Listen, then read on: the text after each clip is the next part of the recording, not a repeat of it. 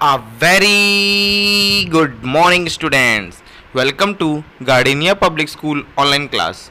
Myself, Webo sir, and I'm your science teacher. And class, this is your science period. Clear? Okay. So, class, today we are going to start a new chapter, and this new chapter name is Nutrition in Animals. Okay. So, in this chapter, today we are going to start a new topic.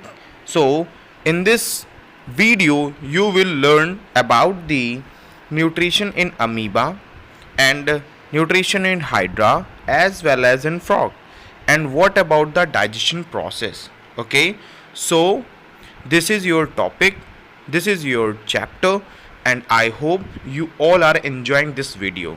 So, class, please watch it very and very carefully, because after this lecture I will ask our questions related from it. Is that clear to all of you guys? Feeding and digestion in amoeba. Nutrition in amoeba. We can easily see animals like cow, goat, horse, rabbit. It takes some efforts to see animals like ant, mosquitoes. There are some organisms which we cannot see with only eyes. We need special instrument called microscope to view them. These organisms are called microorganisms. Amoeba is a microorganism which have only single cell body. It is found in pond water. It does not have a fixed shape like other organisms. In that sense, it is interesting to know how it obtains its food. Let's understand it. Ingestion. Method of taking food inside the body is called ingestion. Amoeba moves continuously. Whenever it senses the food particle, it spreads finger-like structures around the particle. These structures are called pseudopodia. These are the false feet of amoeba. Amoeba encircles the pseudopodia around food particle and takes it inside its body.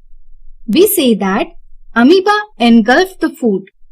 It results in formation of food vacuole which contain food particles. Digestion. The cell contains jelly-like liquid called cytoplasm. From cytoplasm, digestive enzymes are secreted in the food vacuole. These enzymes act on the food particle and convert them into simpler substances. Absorption. The simpler substances get diffused into the cytoplasm. This is called absorption. The undigested waste remain in the food vacuole. Assimilation. The food entering in cytoplasm is used for energy, growth, maintenance, and multiplication. This is called assimilation. Excess food is stored as glycogen and fats. Egestion. The undigested waste is taken near the cell membrane and then thrown outside the cell body by rupturing, that is, cutting the membrane. This is called egestion. Visit learnfatafit.com for more such interesting videos. You can now download LearnFatafit Android app for better learning. You can also buy your favorite course in the form of DVD, pen drive, SD card or tablet phone. Hydra are a genus of radially symmetrical freshwater animals which are distantly related to jellyfish and coral. Attaching themselves to a substrate with an adhesive foot, Hydra is generally sessile but can move when disturbed or when hunting.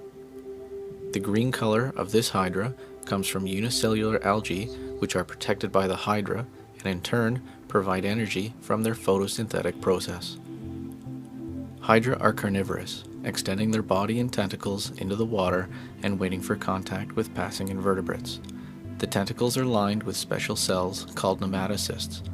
These cells are explosive and fire stinging barbs into the prey upon contact. Once the nematocysts have fired, all the tentacles will start to curl inward towards the mouth. Hydra's flexible body allows it to ingest prey much larger than itself, taking several days to digest. Hydra's body is only 2 cells thick, an outer layer, the epidermis, and an inner layer, the gastrodermis. These 2 layers are separated by a gel layer, the mesoglia, which contains a very simple nerve net. With no brain or true muscles, the nerve net connects photoreceptors and touch-sensitive cells in the body and tentacles. If a hydra is divided into 2 pieces, both will eventually grow into a new, fully formed animal. This ability to regenerate makes Hydra biologically immortal.